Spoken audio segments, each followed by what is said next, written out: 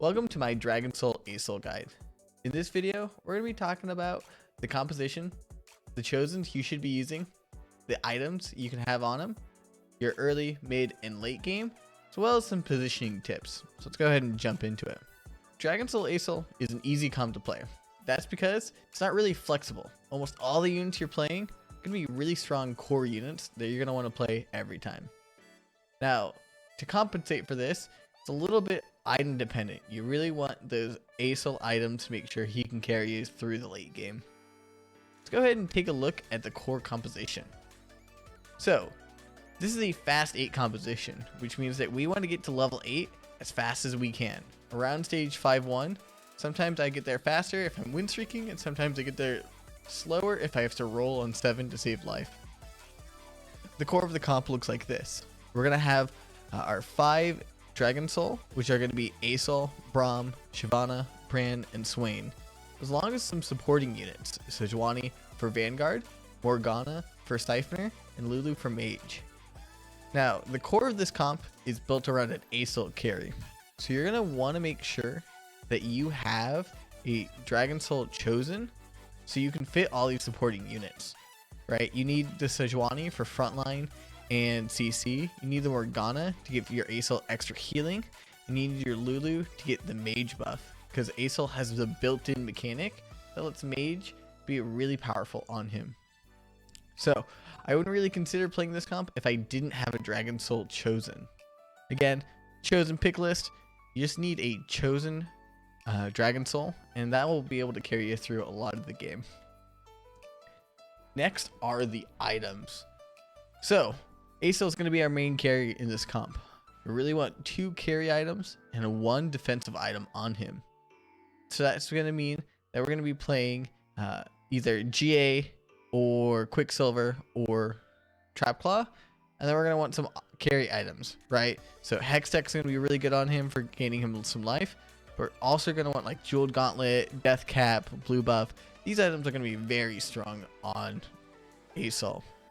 Now, along with that, we want to make items that are good for the specific carries, right? So here we have items for Shyvana, which is really just Hurricane because she spreads her attack out, and you want to make sure that you're getting that buff for when she ults spread out as many targets as possible. Then we have Swain, which you really just want to build as a tank. You want to make sure that he has strong defensive items, and both of these can carry a mage cap pretty well. Next, we have Morgana, which is really just a Morello holder. You have Sejuani, which is also a good Morello holder, but Morgana is definitely a stronger Morello holder in this comp.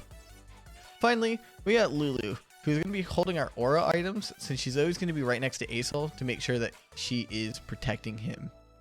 Sometimes when you're running ASOL with a GA, you can frontline ASOL, and in that case, I might put him on the Morgana, because she's also going to be frontlining.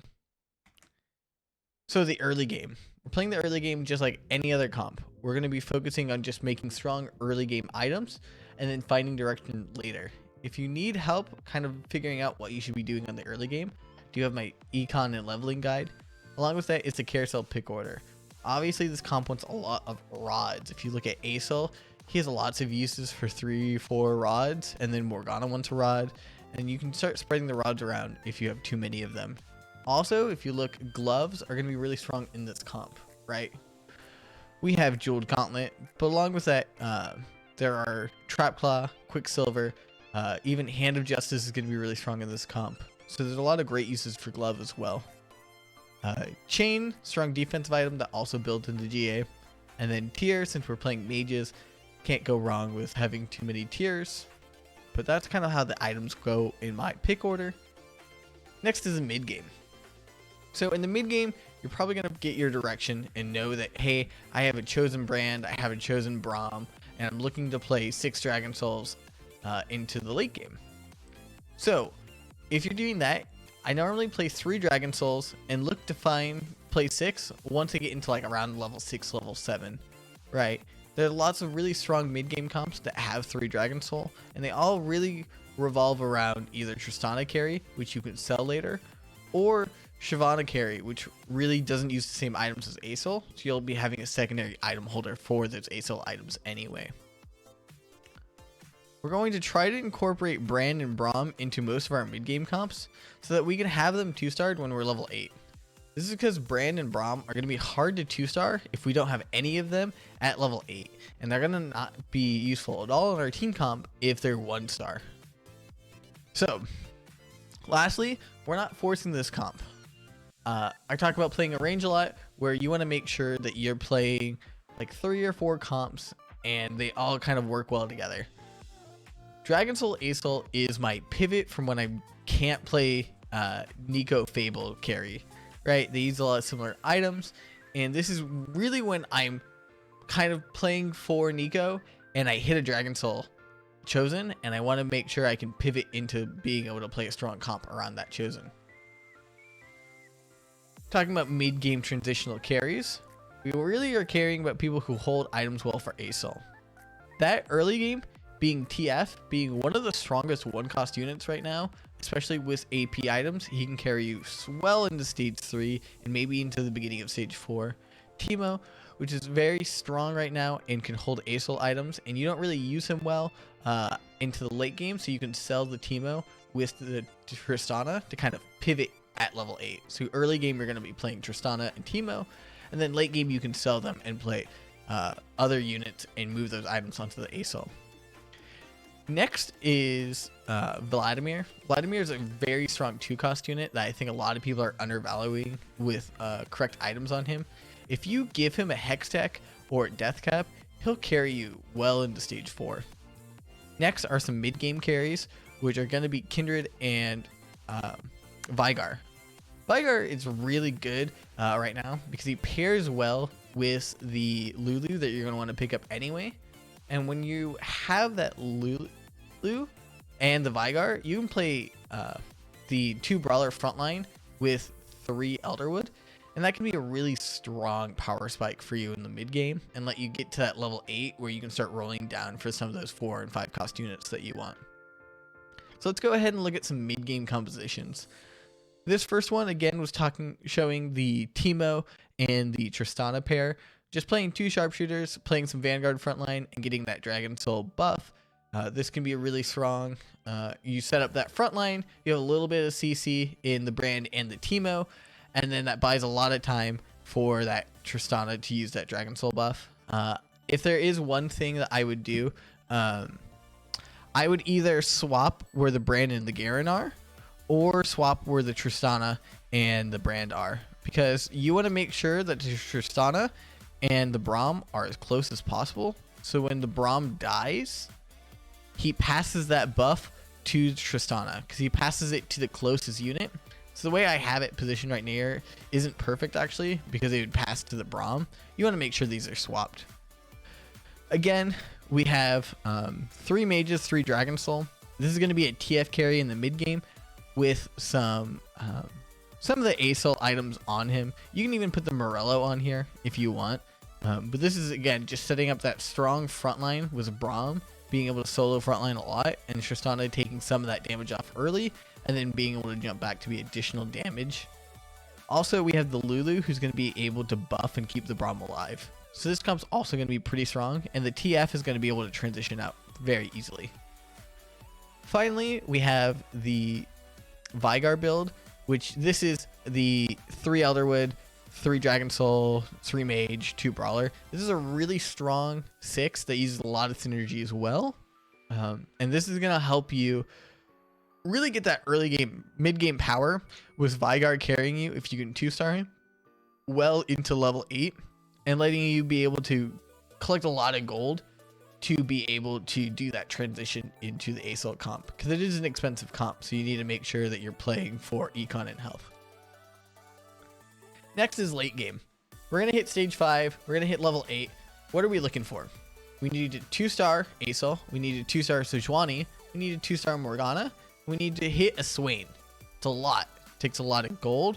We want to make sure that we're healthy and have a lot of gold. We can't really play this from a spot where we're behind. So if you have the gold, we can go ahead and start slow rolling or rolling down a lot to try to hit this and hit that power spike. Really, I have this in level of importance, right? So fighting ASOL, super important, right? Then we want to go ahead. I'd probably say that these are close, right? So Sejuani is probably the next important, and then Morgana is going to be third most important, and then Swain's going to be really strong in the comp, but we can replace him with Olaf or Tristana. So if we can't find him, it's not the end of the world, but we really do need that ASOL and Sejuani to be really hitting those power spikes to stabilize at stage 5. Finally, we're either going to want to save to hit level 9, or if we're too low to hit of a life to hit it level 9, we're going to start rolling down to try to 2-star Swain or 3-star ASOL. Next is positioning. So how do we position with a comp like this? Well, it's really dependent on who we're playing against. So my default would say, let's say there is a Kayle in the opposite corner. We want to make sure that ASOL is in the opposite corner as many carries as we can have. That way, his blast will hit through the front line and then all the way and kill their carry. Now, this doesn't always happen, but we want to make sure that we're playing for the best case scenario and trying to beat as many people as possible. So scout around and count how many are on the left, how many are on the right, and make sure you flip the board with ASOL in that corner or this corner, depending on where it's opposite. Next, we have Lulu in this corner. She's just protecting the ASOL to make sure that if there's assassins here, like Talon, that he doesn't get jumped on and doesn't get killed immediately. He might be able to get the cast off and save himself in the spot. Next is Brand. We want Brand as far away as everyone as he can be. That's because if, let's say, Braum or Shyvana die, we want to make sure that they pass that Dragonsoul buff over to ASOL, which is also why we really want a Dragonsoul chosen, because it makes it easier to keep that positioning away. Again, Dragonsoul passes to the closest surviving Dragonsoul ally that doesn't have the buff. So if we keep Braum in this corner and away from all the others, he'll pass the buff on quicker. Next is Sejuani. You just want to make sure Sejuani is always in the middle, so when she freezes, she hits this circle in front of her. She hits as many units as she can. Next is positioning with GA. Now, when I have GA on my ASOL, I'm more likely to frontline him because I want him to get that Dragonsoul buff as quick as possible so he can start getting that extra attack speed and that extra damage, right? So we're looking to put him here. Again, opposite corner. So make sure that if there's a Kayle on the left side, he's on the right side. And if there's a Kayle on the right side, he's on the left side. Again, we're going to be wanting to frontline him with GA because he can take a little bit extra damage. And then when he dies, he'll revive, he'll ult off, and then he'll heal to full. And he'll be back to full health with Dragonsoul buff and still kicking away. And at that point, once he's ulted once with Mage, he should be able to wipe out a good amount of their team, and you should be clear coasting from there. Not too much has changed with positioning. We're really just using Lulu as assassin bait at this point and making sure that we keep Brand far away from everyone. Finally is assassin positioning, where we want to make sure that our ASOL is clumped and protected from the assassins, right? So again, we're keeping the Brand away, we're keeping the Sejuani centered, and now we've moved the Brand here to eat a lot of the damage from assassins, and we've kept the Morgana here because she's going to walk maybe to like this hex and then start autoing, and she'll be able to eat off some of the aggro from the assassins from Aurelion Soul. They won't be able to touch him from this spot. Last, and probably the most important to be keeping an eye out, is if you're going to be fighting the ASOL mirror, right? In this case, we want to make sure that our ASOL is in the center. That way, no matter what corner the carry is, so if the ASOL is here or a Kayle is here, he's going to be able to attack the correct carry. And then here, if let's say the ASOL is in, let's say the ASOL is on the left side, right? So here's the ASOL. He's going to be able to shoot and kill the Braum, and our ASOL is going to stay out of damage, and he's going to attack here, and we're going to end up winning this fight because of this positioning. Along with that, we can make sure that high carry units like Morgana is out of the blast range Well, Braum is going to be taking it because Braum can take a lot of ults.